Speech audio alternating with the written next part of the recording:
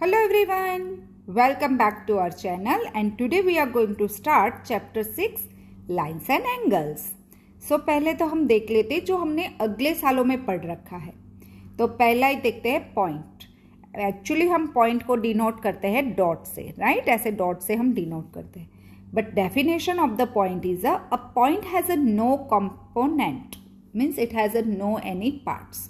Okay, चलो फिर line. हम लाइन को ड्रॉ करने के लिए क्या दो इसेंशियल चीज़ है, हमें चाहिए दो पॉइंट। अगर दो पॉइंट को कनेक्ट करते हुए ऐसे हम ड्रॉ करेंगे और इसके एंड पॉइंट को एरो से दिखाएंगे, इसे हम बोलते हैं लाइन, राइट? क्यों हम ये एरो ड्रॉ करते हैं? क्योंकि ए लाइन है, ए एक्सपेंड होती ही रहती इनडेफिनेटली, राइट? सो उसको दिखाने के लिए हम एरो दिखा देते। एरो मीन्स ए क्या कहता है कि line go forever, okay, expand forever. So definition of the line क्या होगी?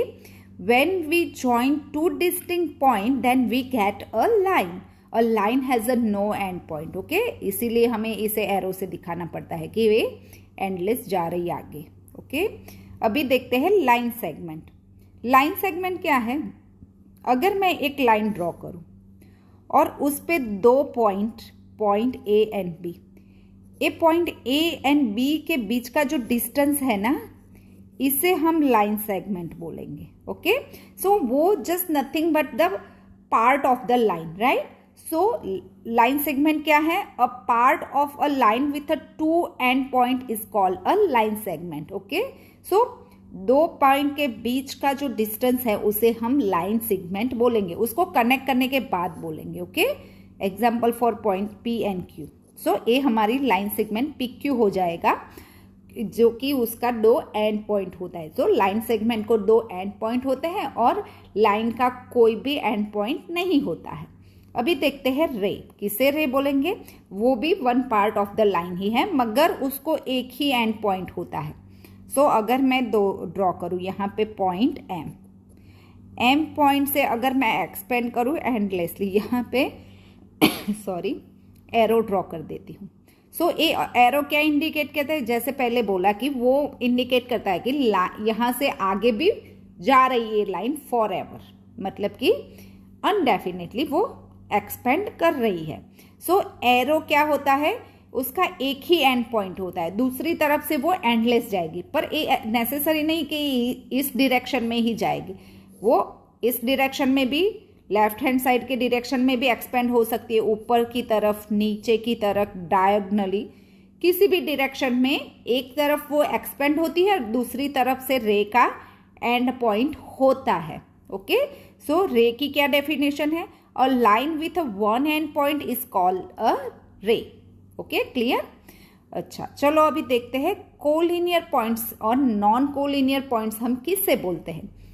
अगर कोई तीन और तीन से ज्यादा पॉइंट एक ही लाइन पे आ रहे हैं, देखो ए है पॉइंट ए, बी एंड सी, तीनों के तीनों एक ही लाइन पे आ रहे हैं, वो ले कर रहे हैं सेम ही लाइन पे, तो उनको कोलिनियर पॉइंट्स बोलेंगे हम। मगर ए पॉइंट सी को मैं यहां से हटाकर यहां पे रख दूं तो ए कोलिनियर पॉइंट नहीं कहलाएंगे। सो कोलिनियर पॉइंट किसे बोलेंगे?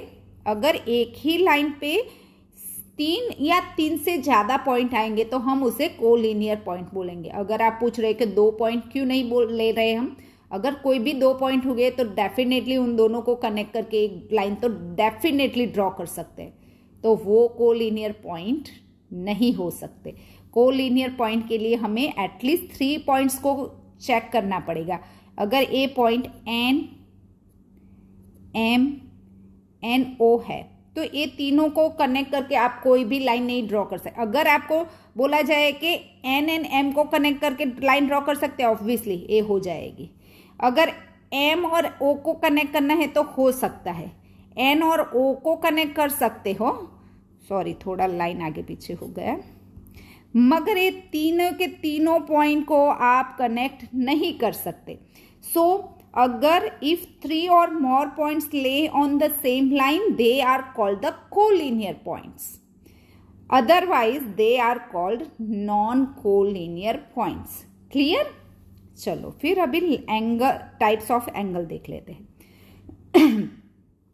अगर हमें कोई एंगल 0 से बड़ा और 90 से छोटा हुआ तो हम उसे अक्यूट एंगल बोलेंगे। ये हमने पढ़ रखा है, ये जस्ट हम रिवाइज कर रहे हैं। ओके, अगर 0 से बड़ा मतलब कि 1 से लेके 89 तक का कोई भी एंगल होगा तो हम उसे अक्यूट एंगल बोलेंगे। तो 1 डिग्री भी इंक्लूड हो जाएगी और 89 भी इंक्लूड हो गए और उसके बीच के। इन शॉर्ट 0 से बड़ा और 90 से छोटा होगा तो हम उसे अक्यूट एंगल बोलेंगे। अगर एग्जैक्ट 90 डिग्री हुआ तो हम उसे राइट एंगल बोलेंगे। और राइट एंगल को इंडिकेट करने के लिए ऐसा स्क्वायर का सिंबल होता है। कभी कभी ना क्वेश्चन में हमें गिवन नहीं होता कि ये 90 डिग्री है, बट डायोग्राम में वो ऐसे सिंबॉलिक बता देते हैं कि ये 90 डिग्री है। तो जब भी आप कोई क्वेश्चन रीड कर रहे हो तो जो डायोग्राम है ना उसको भी अच्छे से चेक करो कि क्या गिवन है। समटाइम ये क्वेश्चन में नहीं गिवन होता पर डायोग्राम में होता है, तो वो भी नोटिस करो अच्छे से। ओके, तो आप सही से और इजीली क्वेश्चन सॉल्व कर पाओगे। सो एग्जैक्ट 90 डिग्री को हम राइट एंगल बोलेंगे।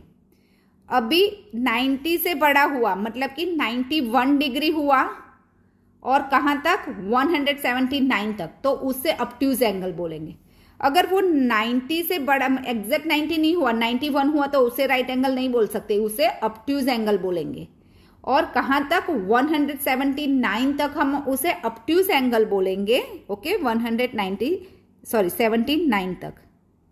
बट अगर 80 डिग्री हो गया तो उससे हम क्या बोलेंगे, स्ट्रेट एंगल। क्या बोलेंगे, स्ट्रेट एंगल, बिकॉज ये स्ट्रेट लाइन फॉर्म करता है। देखो, सो हाफ सर्कल हो गया।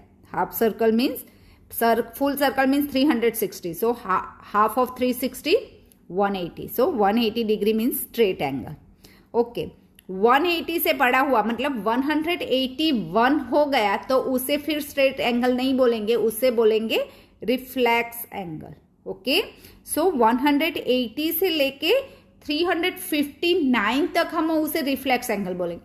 अगर 360 हुआ तो वो तो फुल सर्कल हो जाएगा, तो वो उसे हम रिफ्लेक्स एंगल नहीं बोलेंगे, उसे कंप्लीट एंगल बोलेंगे या फिर सर्कल एंगल बोलेंगे। Okay, so sorry